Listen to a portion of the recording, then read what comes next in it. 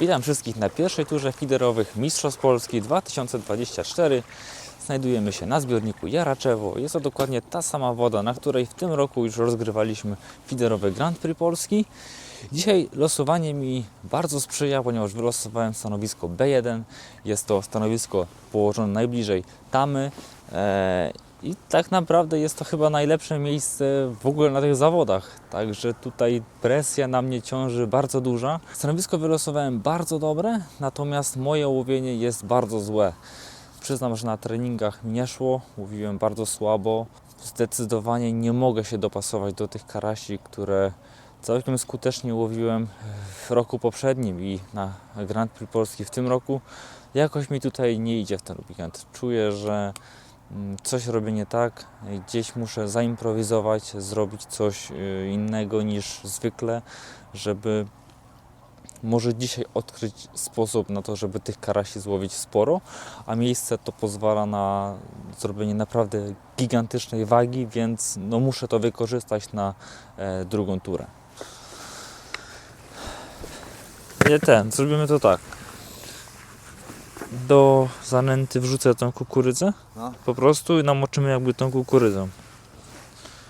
Wodę wylałeś? Wodę wylałem z kukurydzy. Po co? No bo nie wiem, mi się ona nie podoba, nie lubię jej. To nie jest. Taką zblendowaną kukurydzę damy do zanęty. Od razu na start. I tą kukurydzą namoczymy ją. To się zawsze to jest sprawdzało, więc to raczej nam nie zepsuje. Co, z dwie puszki damy? Albo jedną damy już, a drugą sobie w razie czego dodamy. A to już teraz blenduję. Ja tą wodę zawsze wylewam, bo mi się ona nie podoba.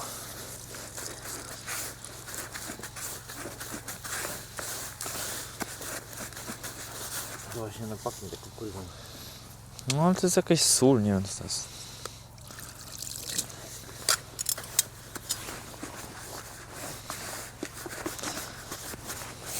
Zróbmy wyjściowo taką suchą zrobimy. Ja sobie to później dowidrzę w razie czego, bo nie mam patentu.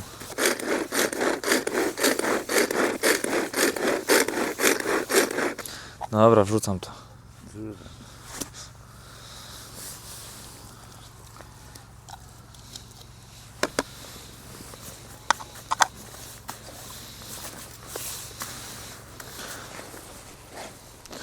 Dobra, można się już rozkładać.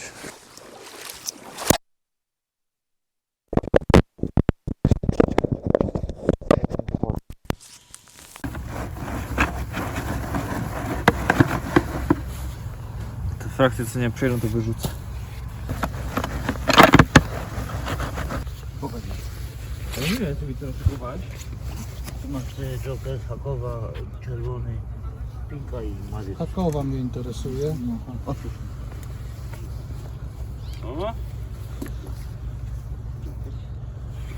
Na dzisiejszą turę zabrałem ze sobą nawet Jokersa.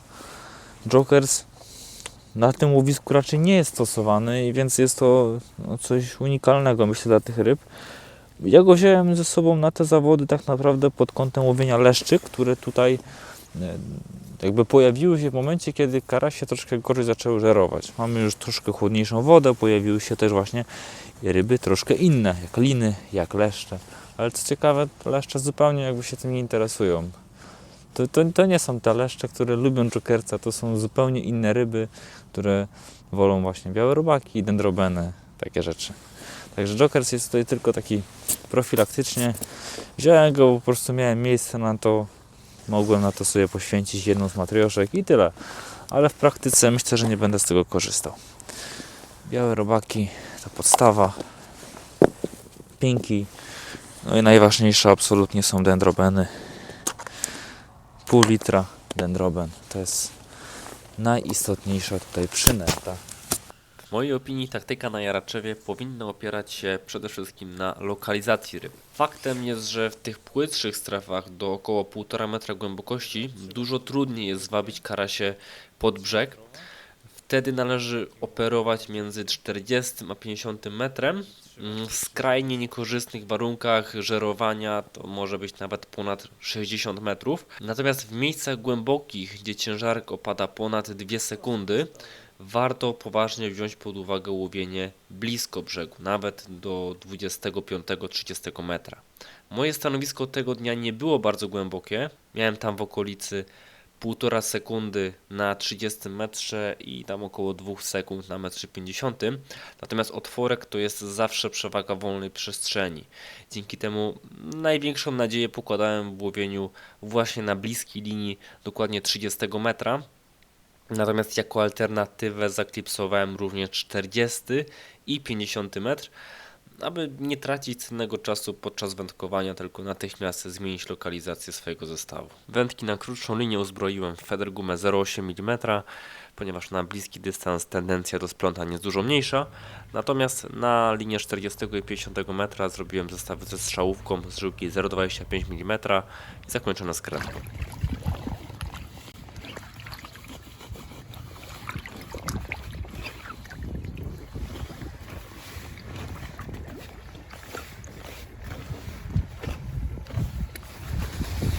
Myślę, że jedną z takich kluczowych rzeczy tutaj jest konsystencja zanęty. I ona nie może być ani zbyt sucha, ani nie może być zbyt wilgotna. Staram się ją doprowadzić do takiej standardowej mieszanki, zwykłej, klasycznie przygotowanej. Nie może być ani za sucha, ani za mokra. Mamy tutaj dużo kurydzy. Zdecydowałem się na ciemną zanętę, mimo że na treningach też sprawdzałem jasne warianty, ale to jakoś zupełnie nie działało. W ogóle na moich treningach nic nie działało. To jest największy problem, dlatego czuję taką wielką niewiadomą, że może być naprawdę kiepsko. Oj, a co tam? Nie wiem, czy będzie mi przykro, jak nie połowię tutaj, bo przez te wszystkie dni nie spasowałem się w te karasie, żeby je łowić jakoś super skutecznie. Mówiłem bardzo słabo. No i dzisiaj zrobiłem dokładnie to samo, co robiłem w zeszłym roku, czy w sumie to w tym roku, tylko latem. Różnica jest taka, że zanęta jest bardzo ciemna i tyle. Koszyczki cage na 30 metrów. No, na treningach dużo łowiłem windowami, myślę, że to był problem, że jednak ta inna prezentacja to była. Na zawodach dzisiaj będę łowił, myślę, cage'ami, bo one, dużo osób łowi cage'ami skutecznie, więc myślę, że może coś w tym jest. Zresztą ja też latem łowiłem cage'ami tutaj, teraz jakoś się na windowy uparłem. To co, jemy? Co? Jemy? Wiemy. Jajeczka obowiązkowo muszą być. Zostały nam 3 minuty, w sumie to już chyba 2 do nęcenia. To naprawdę nie spieszę się jakoś szczególnie, bo tu nęcenie wstępne i tak będzie wyglądało w taki sposób, że rzucę 3 koszyki i tyle. Okay. Nęcić. No i zobaczmy. Wyciągę, ale słońce takie, że nie mam rzucać.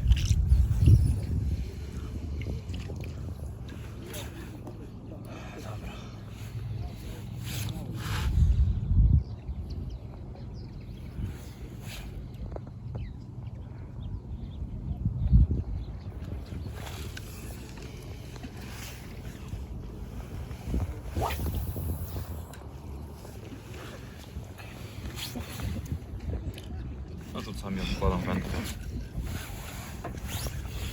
Niech spokojnie się to rozłoży. Dosyć istotna kwestia, jeżeli chodzi o nęcenie wstępne. Nie nęciłem 40 ani 50 metra, mimo tych dystansów zaklipsowanych na pozostałych wędkach. A to dlatego, żeby ryb nie rozpraszać. Chciałem łowić ryby blisko, chciałem łowić je szybko, dlatego ten 30 metr to był dystans, na którym koncentrowałem całkowicie swoją uwagę. I tylko na 30 metr zanęciłem 3 koszyki, tak żeby tych ryb absolutnie nie rozpraszać. One miały tylko podejść na ten metr 30. Ogólnie na Jaraczewie nie nęci się ryb, nie utrzymuje się ich w łowisku Wszystko polega na dawaniu im impulsów, na precyzji, na tym, żeby łowić maksymalnie precyzyjnie, żeby utrzymywać ryby w jednej linii. Natomiast przynętami czy grubością towaru uważam, że nie można ich utrzymywać, ponieważ one wtedy robią się bardzo kapryśne. Przesadzenie z ilością robaków, czy też przesadzenie z frakcją zanęty powoduje to, że karasie są bardzo chimeryczne.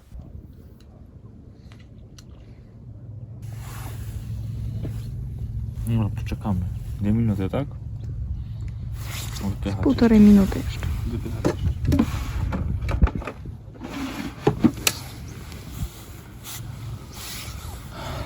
Ja w przeciwieństwie do wielu nie nęciłem dalekiej linii, bo nie chcę tych ryb rozpraszać. Myślę, że one na otworku mogą tu blisko podejść od razu. Mam taką nadzieję.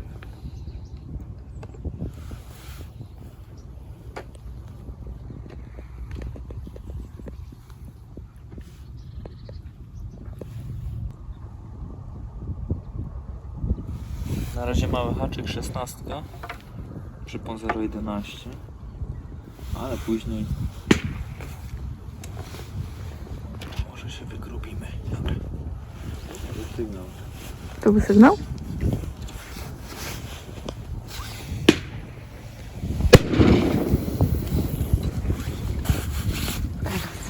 I Powodzenia. na 2 strzały były. Oby były ryby, nie? Oby były ryby.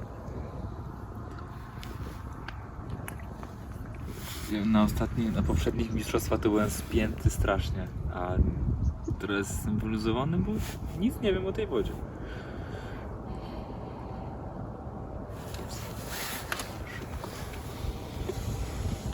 Jest.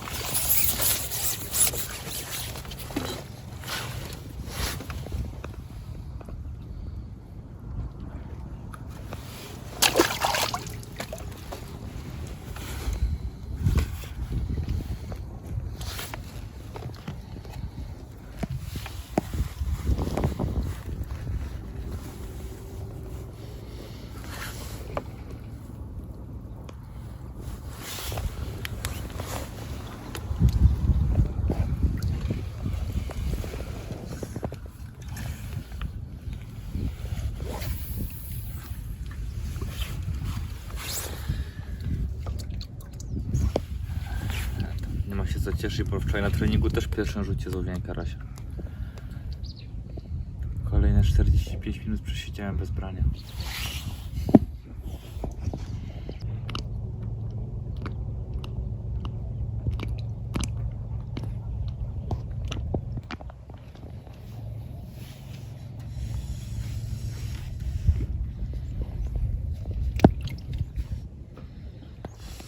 Jest drugi.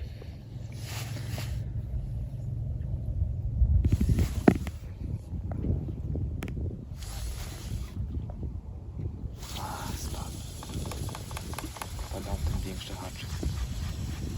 Decyzja o małym haczyku nie była do końca dobra, ponieważ jak się później okazało, nie miało to żadnego znaczenia, czy haczyk był duży, czy mały. Jak również średnica przyponu też nie miała tak naprawdę wpływu na to, czy branie jest więcej, czy też mniej. Natomiast ewidentnie z małych haczyków ryby spadały, tym bardziej, że łowiłem na plecionki. Ogólnie na plecionki łowiło się zdecydowanie lepiej z tego względu, że te brania nie były tak agresywne jak latem. Szczególnie na dalszym dystansie było to mocno odczuwalne, dlatego zdecydowałem się na wszystkich wędkach tym razem zamontować plecionki i ewentualnie dołożyć tego federgumę lub też przypon strzałowy, tak jak też zrobiłem. Czyli może w taki sposób trzeba łowić. 2 razy rzuciłem pusty koszyk. 2 ryby. Na tym etapie rozgrywania pierwszej tury, to było pierwsze pół godziny, może godzina, tak naprawdę dopiero dopasowywałem się do tych ryb, ponieważ treningi miałem bardzo słabe, dlatego niektóre moje komentarze totalnie były nietrafione, bowiem pusty koszyk tak naprawdę nie powodował, że brań było więcej. Po prostu to był czysty zbieg okoliczności, że akurat wtedy jakieś dwie ryby pod rząd się trafiły.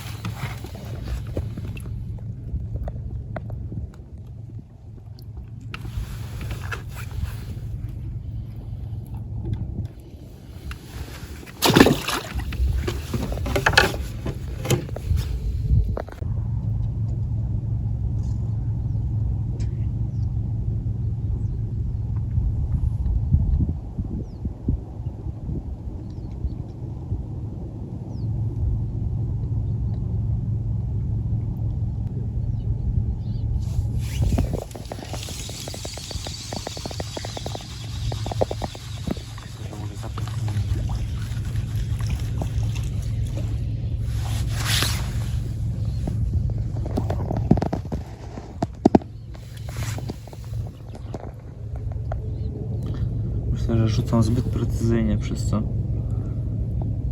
Ryby ustawiają się w jednym miejscu. I przez to mam bardzo dużo ocierek, bardzo mało broni. Rzucę teraz z boku pusty koszyk. Zobaczymy. Jak się w ostatecznym rozrachunku okazało, problemem nie była nadmierna precyzja, natomiast przesycenie łowiska dendrobeną. Podczas tej tury zużyłem jej niespełna pół litra, także dosyć sporo i siekałem ją nie bardzo drobno, tylko zostawiałem takie duże kawałki. No i przez to te karasie chętnie atakowały te kawałki dendrobeny, które leżą na dnie spokojnie, aniżeli moją dużą przynętę, która miała się wyróżniać.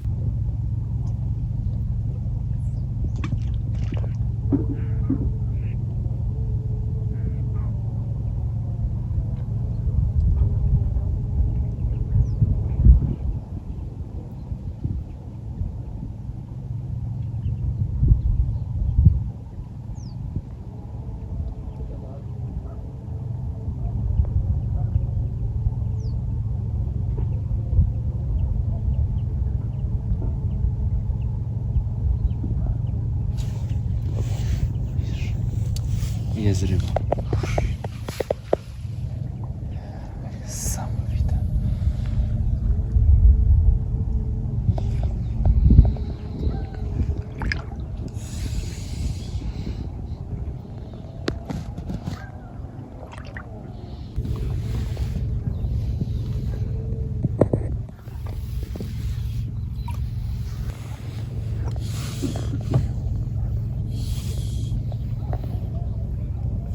Piękny karś.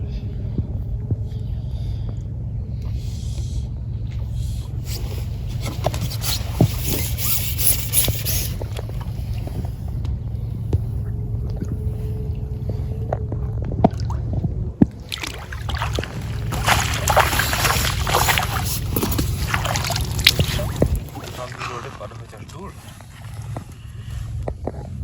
Ty co? Dostałam tą wodę.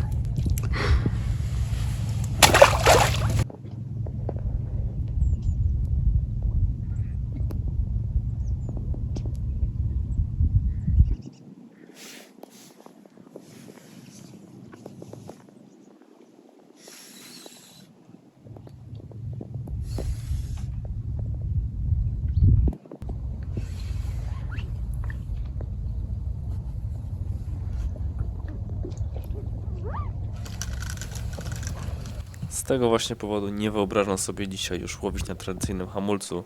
Bieg wsteczny daje natychmiastową reakcję.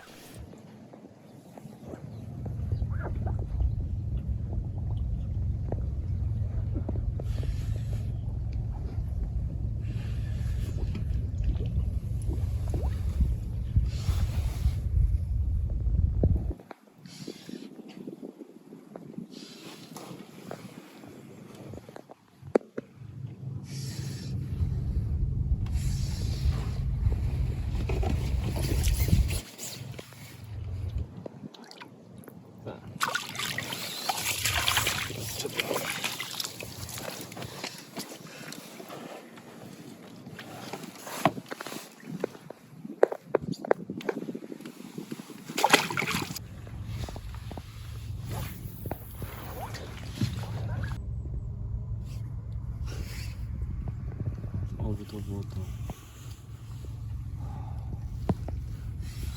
Wyraźnie dobliżyłem zanętę. I to jest chyba to właśnie.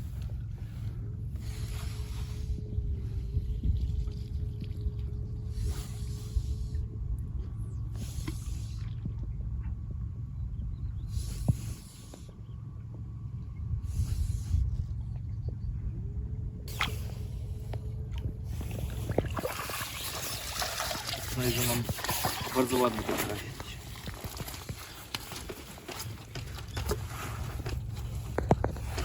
Są takie właśnie ryby, jakie trzeba tu łowić.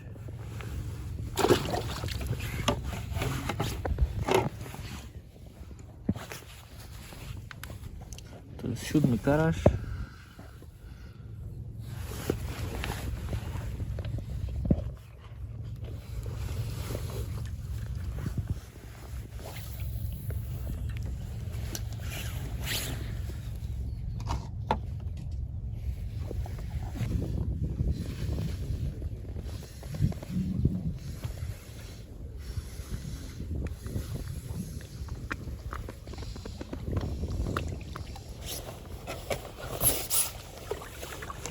Takie małe.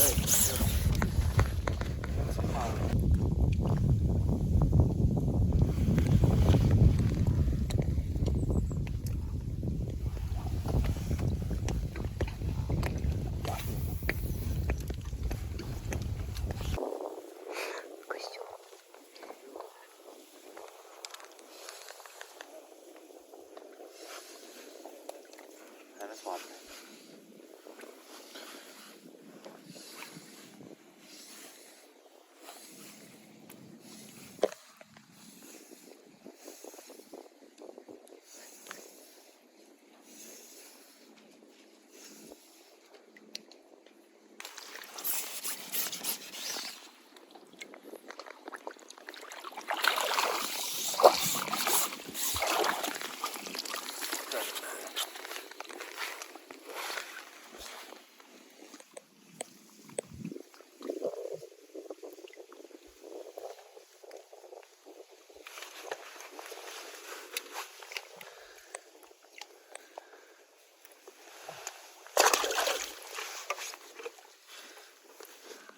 Mam teraz świetny moment. Po 2 godzinach mam prawie 20 karasi, ale w końcu się do nich dobrałem, dopasowałem sposób nęcenia, konsystencję. Możecie sobie zobaczyć tutaj. Mam bardzo wilgotną zanętę i dodaję do niej też siekane dendrobeny.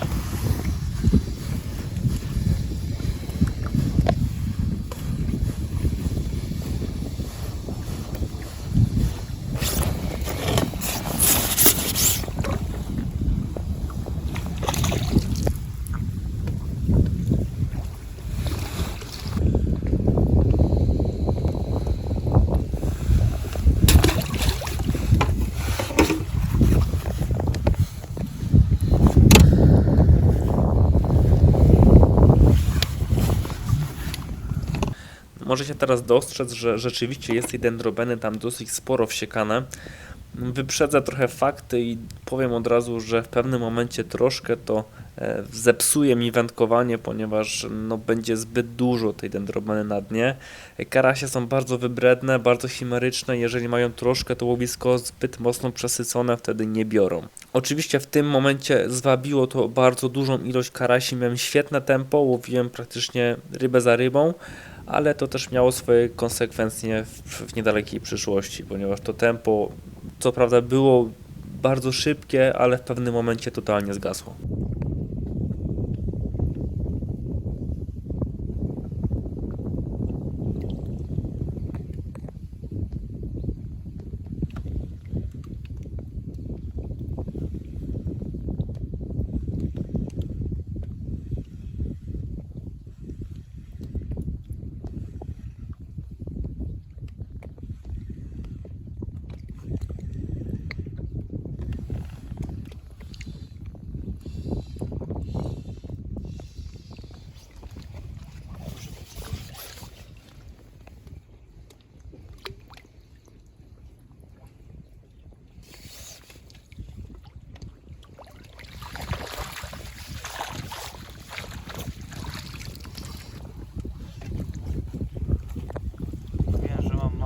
teraz same duże.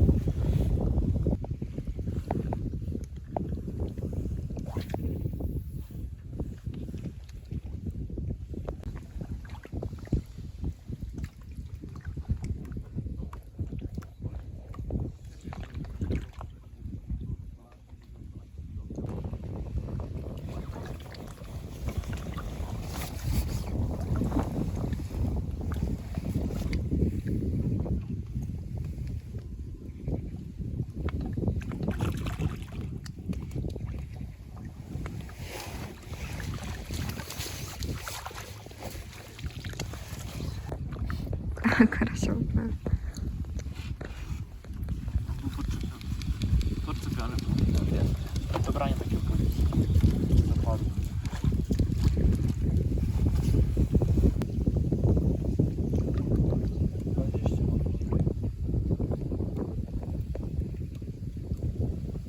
Chciał nadgonić. Teraz właśnie widzicie pierwsze efekty nieco przesyconego łowiska. Dużo ocierek, dużo fałszywych wskazań, ryby spadają, często się też podpinają.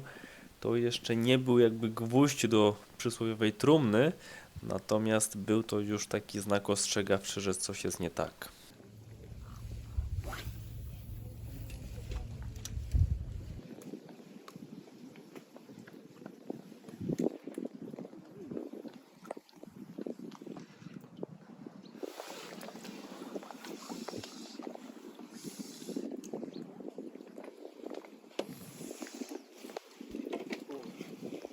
Trzecia burza.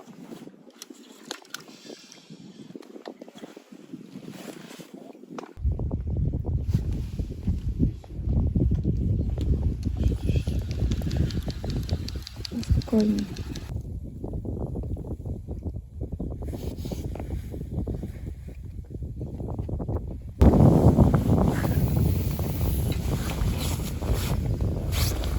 Słabszy moment. Mam 34 karasie. Pocieszający jest fakt, że mam chociaż duże te karasie. Natomiast mam nadzieję, że zaraz się znowu rozkręci, bo tempo bardzo siadło. Nie znam tak naprawdę przyczyny tego.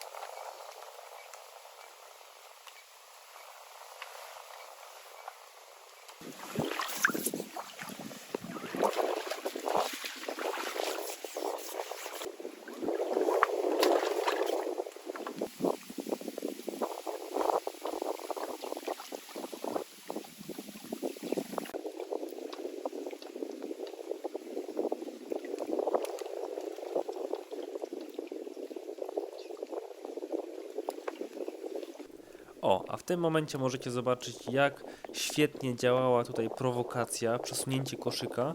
Przesunięcie koszyka powoduje to, że coś tam zawsze z tego dna się lekko uniesie i karasie doskakują do tego.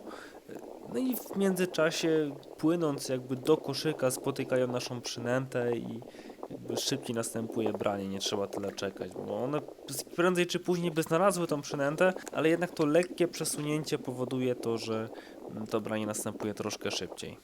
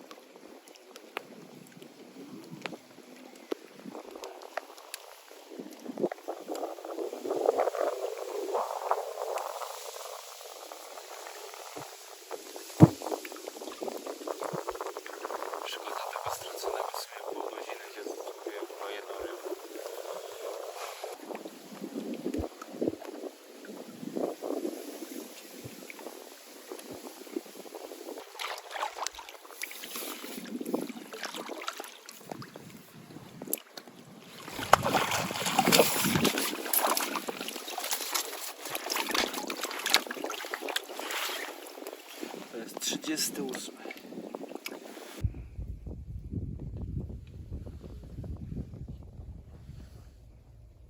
I generalnie ten film mógłby tak trwać, natomiast te 38 ryb to był mój wynik gdzieś po 3 godzinach i tak naprawdę powinniśmy już chyba przejść do końcówki, do samej końcówki, w której rzeczywiście miałem taki moment, że trudno mi było cokolwiek złowić. Była to taka najtrudniejsza godzina. Ostatnia godzina była zdecydowanie najbardziej kryzysowa. To był czas, w którym ewidentnie moje pole nęcenia było tak przesycone zanętą, z tak dużą ilością kukurydzy, w dodatku z tymi siekanymi dendrobenami, że ryby oczywiście były w tym łowisku, ale nie chciały kompletnie brać. Zupełnie ignorowały jakiekolwiek moje przynęty, nawet mniejszy haczyk nie pomagał, cieńsza żyłka. To nie miało żadnego znaczenia, po prostu ryb było dużo, ale nie chciały w ogóle pobierać przynęty. To jest typowe zjawisko na Jaraczewie. Podjąłem decyzję, żeby przesunąć się kilka metrów w lewo. To była decyzja, która podjąłem na ostatnie 20, może 15 minut i w tym czasie udało mi się złowić aż 5 karasi, które jak się później okazało zagwarantowały mi zwycięstwo w sektorze. 5 karasi to było mniej więcej 1,5–2 kg, więc jest to ten wynik, który dał mi przewagę nad drugim zawodnikiem w sektorze. Dobra. 11 465.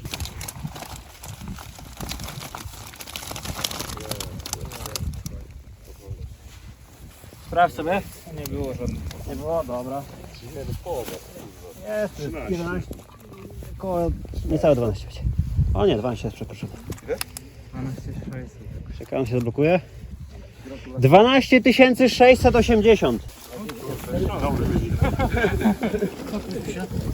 Jutro bardziej Piątka.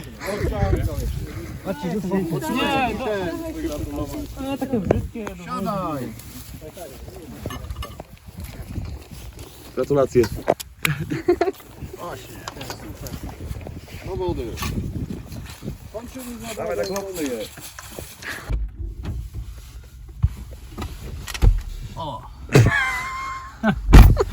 Koniec pierwszej tury. Nagrywam w aucie, bo mocno wieje wiatr. Oczywiście utopiliśmy mikrofony, także no nic. Następnym razem weźmiemy nowe. Dzisiejsza tura. Fajnie, bo udało się wygrać sektor, udało się to stanowisko otwierające wykorzystać. Jakby duża presja na mnie w związku z tym stanowiskiem czuwała. Dlatego podwójnie się cieszę, że ten wynik okazał się najlepszy, jaki mógł być, czyli 1 sektorowa. Miałem przewagę chyba 2 kg, tam nie ponad 2 kg, ale to jest zupełnie nieistotne. Jutro druga tura. Idziemy na drugą stronę, sektor A. Zapewne nic nie będziemy nagrywać, bo będzie jutro fatalna pogoda prawdopodobnie, także myślę, że jedynie sobie gdzieś tam jakieś pojedyncze ujęcia, ale podsumujemy sobie całe zawody, jak one tam wypadną. Ogólnie z łowienia jestem zadowolony dzisiejszego, chociaż powiem szczerze, że mam niedosyt. Za późno zmieniłem linię. Gdybym to zrobił wcześniej, to też by ten wynik był bezpieczniejszy. A tak, duża nerwówka w końcówce, dużo ryb spiętych, ewidentnie przenęcone łowisko. Ryb było dużo, natomiast one nie chciały pobierać mojej przynęty.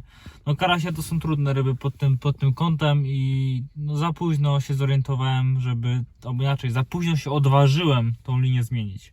A wystarczyło się przesunąć 4 metry w lewo i to pomogło. Złowiłem 5 ostatnich ryb, które tak naprawdę dzięki tej decyzji, którą podjąłem w ostatnie 15 minut, wygrałem sektor. Także też się cieszę i nic. Jutro też jest dzień i oby losowanie sprzyjało, chociaż tamten sektor chyba jest równiejszy. Strasznie pada, ale za to reanimacja mikroportów się udała, także może coś jeszcze nagramy. A na razie takie widoczki.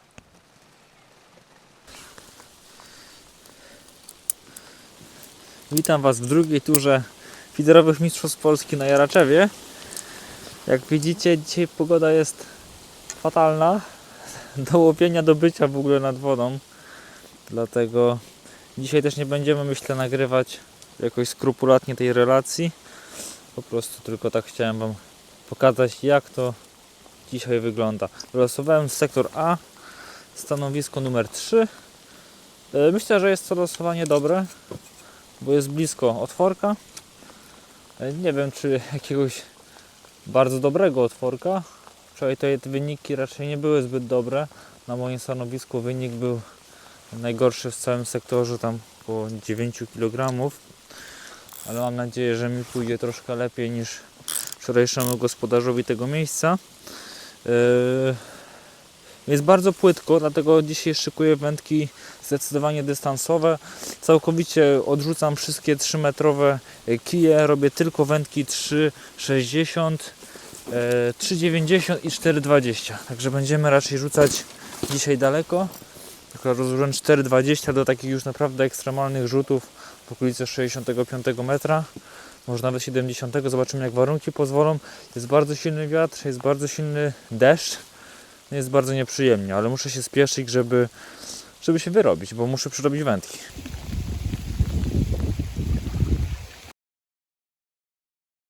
Drugiego dnia zrezygnowałem z dodawania kukurydzy już do całej zanęty, ponieważ bałem się, że to troszkę przekarmia je, że jest to troszkę za dużo. Poza tym spodziewałem się dużo gorszego żerowania. Więc kukurydzę mam zblendowaną, natomiast dopiero będę ją dodawał w trakcie łowienia, może nawet i na wstępne nęcenie, w niewielkiej ilości, żeby tylko jakiś zapaszek poszedł, coś ciekawego dla ryb, żeby tym je zainteresować. I tyle.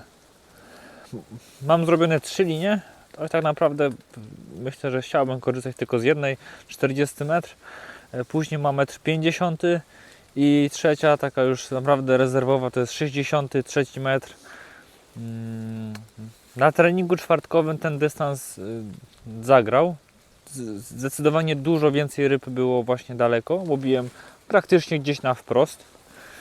Także być może te ryby się trzymają dalszego dystansu. Jest tutaj bardzo płytko. Gdybym chciał dzisiaj wędkować na 30 metrze, tak jak wczoraj, nie miałbym nawet metra wody. Także obniżony stan wody ewidentnie spowodował to, że jest płyciej i ryby odchodzą od brzegu. Druga sprawa, woda tu jest dosyć czysta. Ten wiatr, który widzicie za moimi plecami, on wieje przede wszystkim na tamten brzeg. I tutaj no, ta fala nie odbija w kierunku naszego brzegu i tutaj ta woda się nie zmąca. No i na wskutek tego jest dosyć klarowna, więc ryby też z automatu odsuwają się no dalej, tam gdzie czują się bezpieczniej. I co jeszcze? Dzisiaj będziemy łowić, myślę, koszykami open window. Właśnie sobie muszę je naszykować. No i tyle. Wczoraj łowiłem cage'ami, dzisiaj będę łowił windowami. Naturalnie wybrałem windowy, ponieważ w takich warunkach jakikolwiek inny koszyk byłby niemożliwy do zastosowania. To, co teraz widzicie, to są warunki jeszcze lekkie. Później będzie dramatycznie. Taktyka nęcenia nie różniła się niczym od tego, co widzieliście w dniu poprzednim. Jedyną modyfikacją, jaką wprowadziłem, było użycie windowa. Jako że używałem windowa, to też nie mogłem używać tak wilgotnej zanęty, ponieważ to wszystko zostawało w koszyku. Robiłem to w taki sposób, że do środka windowa wkładałem dosyć suchą zanętę, natomiast nie tak bardzo suchą, jak zastosowałbym ją, gdyby warunki były dużo spokojniejsze, tylko to była taka zanęta przygotowana w konsystencji zupełnie normalnej. Natomiast samo to okienko blokowałem zanętą dużo bardziej wilgotną. Chodziło o to, żeby koszyk dotarł w całości do dna, natomiast dopiero na dnie mocno eksplodował. W taki sposób, żeby zwabić do siebie wszystkie karasie, które gdzieś tam w okolicy się kręciły. I to się bardzo fajnie sprawdzało w zasadzie przez cały czas, jaki wędkowałem. Co jakiś czas dodając tylko siekane dendrobeny, natomiast już z dużo większą rozwagą niż w dniu poprzednim, ponieważ no, dzień wcześniej po prostu przesadziłem i zdecydowanie te ryby przekarmiłem. Drugiego dnia zrobiłem dosłownie jedno posiekanie na godzinę i jeden taki pełny koszyk dendrobeny wystarczał, żeby ryby zainteresować. Jeżeli brania kucały, to ta dendrobena wchodziła do gry, natomiast nie było sensu cały czas jej podawać, ponieważ te brania były wtedy coraz to gorsze.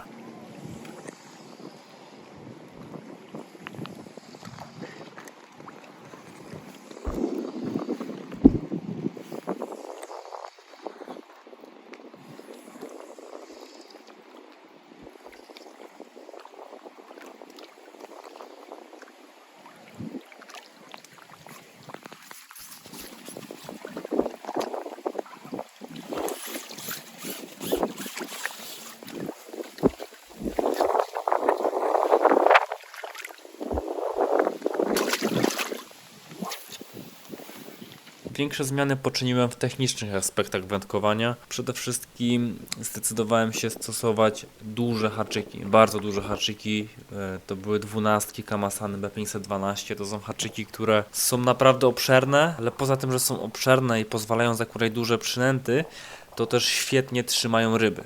Dzięki temu miałem bardzo mało spinek i nawet jeżeli jakaś ryba gdzieś tam się podhaczyła, to udawało się ją wyjąć. Natomiast zrobiłem to przede wszystkim dlatego, że wiedziałem, w jakich warunkach wędkuję. Wiedziałem też, że będę musiał łowić zestawem ze skrętką, ponieważ łowiłem wędkami długimi, łowiłem na 40 metrze, więc też ten zestaw z federgumą by, myślę, bardzo się plątał w tych trudnych warunkach.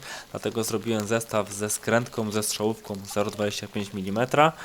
I też 0,30 mm, bo byłem przygotowany na dużo trudniejsze warunki i dobrze, że też na takie warunki byłem przygotowany koniec końców. No i ten zestaw ze skrętką to praktycznie w ogóle się nie plącze, więc był to moim zdaniem strzał w dziesiątkę, zestaw się świetnie sprawdzał, no ale też koniec końców amortyzacja jest dużo gorsza niż na zestawie z gumą, więc należało ten zestaw mieć dużo grubszy. Przypon 0,148, no i haczyk 12 Kamasan B512.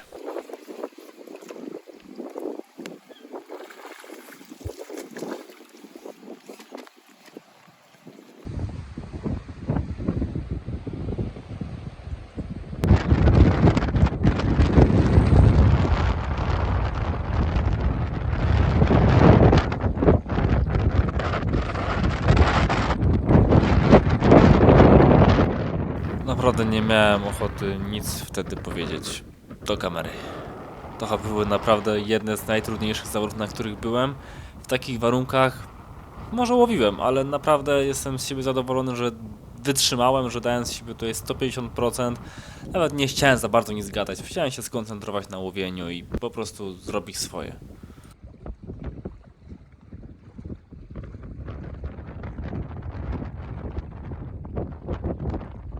A w tym momencie holuję zaczep. W zasadzie to złapałem tutaj 2 zestawy. Za pierwszym razem złowiłem czyjś zestaw chyba na sandacza. No to holowałem go dosyć długo, bo tam było spokojnie ze 100 metrów grubej żyłki. Natomiast za drugim razem, to jest co ciekawe, złowiłem zestaw od Marcina Kostery, który siedział obok i pomyślcie sobie, że na końcu jego zestawu był karaś. Oczywiście karasia nie wrzuciłem do siatki.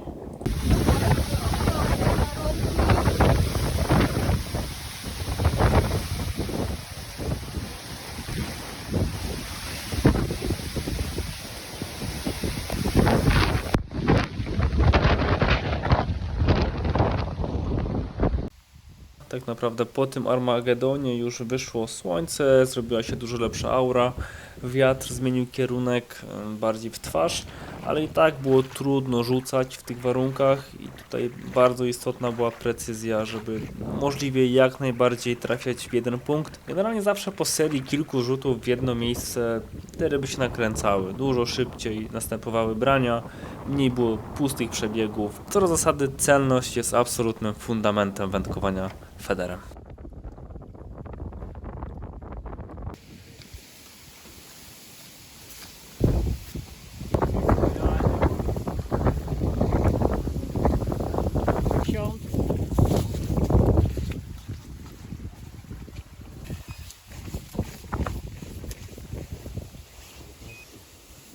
Osiem 330.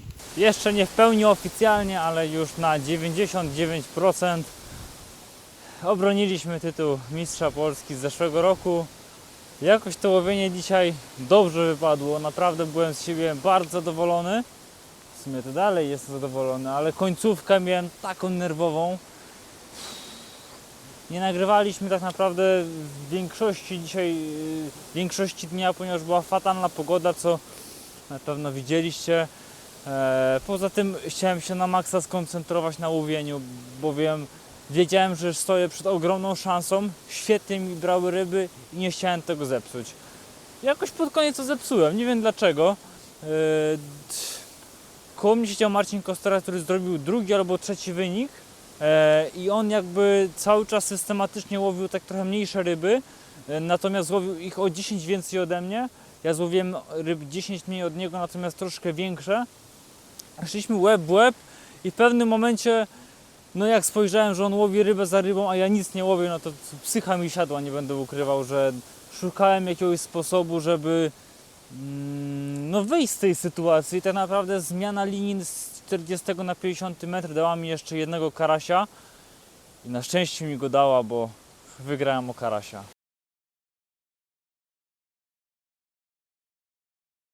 Drugim wicemistrzem Polski na 2024 rok w wędkarstwie federowym zostaje Szczepan Czarnecki. 4 punkty sektorowe i 40-475. Drugim wicemistrzem Polski Remigiusz Zielonka.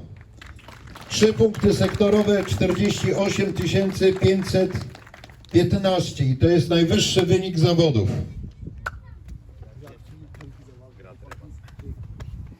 I mistrzem Polski w wędkarstwie federowym na 2024 rok zostaje Marcin Kurzepa. Obronił tytuł. 2 punkty sektorowe, 44,045. Panie burmistrzu, panie prezesie, proszę o wręczenie pucharów i nagród. Panowie oficjele, proszę pod podium.